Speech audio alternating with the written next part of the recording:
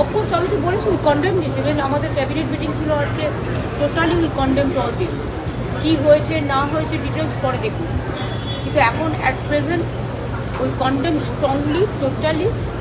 And terrorism is a identity, it's a মানে born in criminal. এদের কোনো জাত হয় না, কোনো ধর্ম হয় না, এরা একটা ট্রাস্ট, এদের ক্ষমাও করা যায় না। এবং আমি ভেবে পাচ্ছি না এতক্ষণ সময় লেগেছে বেছে বেছে বেছে বেছে করেছে, যেগুলো যেগুলো আমরা শুনতে পাচ্ছি দেখতে পাচ্ছি। তো ওখানে তো অনেক আর্মি ছিল, এমনিতেও তো বর্ডার এরিয়া সেন্সিটিভ এরিয়া। যাই হোক, সেসব বাছাবাছি নিয়ে কথা আমি এখন বলবো। আমরা যেটা চাই যে সত্যি ঘটনা যারা ঘটিয়েছে তাদের বিরুদ্ধে স্ট্রং অ্যাকশন, স্ট্রিক্ট অ্যাকশন নেওয়া। আমরা ক্যাবিনেটেও আজকে কন্ডেম করে টুটোটাটার থেকে আমরা রেজুলেশন নিয়েছি, তারপর আমরা ক্যাবিনেট মিটিং করেছি। সুতরাং we are taking all care for others. এবং 26 জন ওখানে স্ট্যাগনেন্ট আছে, সেটা হচ্ছে পরে ল্যান্ডস্লাইড কেস, একটা ল্যান্ডস্লাইড হয়েছে ওরা যেখানে আছে। আর সুতরাং সেখানে ওরা ঠিক আছে, আমার খবর দিয়েছে। আমাদের ওখানে রেসিডেন্সিয়াল কমিশনের অলওয়েজ টাচে আছে। কালকে আমার হোম সেক্রেটারি ওদের সাথে 3-4 বার কথা বলেছি, ওদের চিফ সেক্রেটারিও বলেছেন, তারপর আমি নিজেও পরিবারের সাথে কথা বলেছি।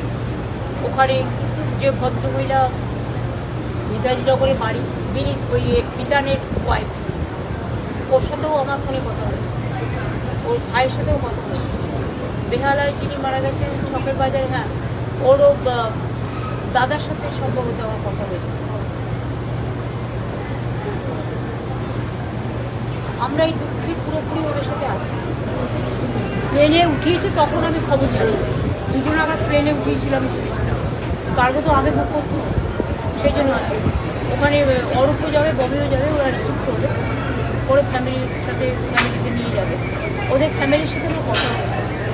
শুধু পুরুলিয়ার এটাকে ভদ্রলোকের ফোন করেছিলাম, কিন্তু যাই হোক ওরা ফোনটা কোনো কারণে ধরতে পারেনি। আমরা সবাই রয়েছি, এই অপরাধীদের বিরুদ্ধে আমরা ব্যবস্থা নেবই। যারা যারা মুসলিম তারা সরে যান, কালমা পড়ুন, কালমা বলুন, আর মেরে দিল। যাদের কপালে সিঁদুর লেগেছে মেরে দিল। ফটো তুললাম, তুলে যে ফটো তুলেছে সে আমাদের বললো ফটোগুলো দিয়ে দিচ্ছি ইয়েতে। তারপরে বলার পরে আমাদেরকে বললো বসুন দেখে নিন, তারপরে বলাতে তারপরে এরকম আওয়াজ হচ্ছে গুলির। তা আমি জিজ্ঞাসা করলাম কিসের আওয়াজ, তখন বলছে যে ওই মাকে তাড়ানোর সময় অনেক সময় আওয়াজ করে ফৌজরা, গুলি মারে। আমরা তারপরে দেখছি সমানে গুলি। তখন ওরা বুঝতে পেরে আমাদের বলছে আপনারা শুয়ে পড়ুন, শুয়ে পড়ুন, শুয়ে পড়ুন, শুয়ে পড়ুন।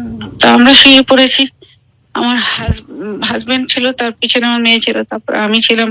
আমাদের ওখানে যেখানটা আমার হাজবেন্ডকে ওরা ইয়ে করেছে সেখানে আরো একজনকেও করেছে। গোটা 10-15 ওখানে ছিলাম আমরা। এই লোপাতের এগুলি কোনো জিজ্ঞাসা না, শুধু আমার মেয়ে আমার বলছে পড়ে গেছে। আমার মেয়ে বলছে, আমার হাজবেন্ড ডাকছে জিয়া জিয়া তুই শুয়ে পড়, শুয়ে পড়। মুখে মাস্ক লাগানো ছিল। ইনকো ছোড়না নেই, ইনকো ছোড়না নেই। সবাই শুয়ে পড়লো, ব্যাস। আমার হাজবেন্ডকে গুলি মারলো, আরেকজন ওখানে ছিল তাকে গুলি মারলো। কাশ্মীরে জঙ্গি হামলায় মৃত্যু হয়েছে এ রাজ্যের আরো এক বাসিন্দার। নিহত মনীষ রঞ্জন মিশ্র গোয়েন্দা অফিসার, হায়দ্রাবাদে কর্মরত ছিলেন। মনীষের বাড়ি পুরুলিয়ার ঝালদা শহরের 5 নম্বর ওয়ার্ডে। ছুটিতে সপরিবারে কাশ্মীরে বেড়াতে গিয়েছিলেন ওই আইবি অফিসার। গতকাল পেহেলগাঁও হিল স্টেশন থেকে প্রায় 5 কিলোমিটার দূরে বৈসারান উপত্যকায় জঙ্গিদের এলোপাথাড়ি গুলিতে প্রাণ হারান মনীষ।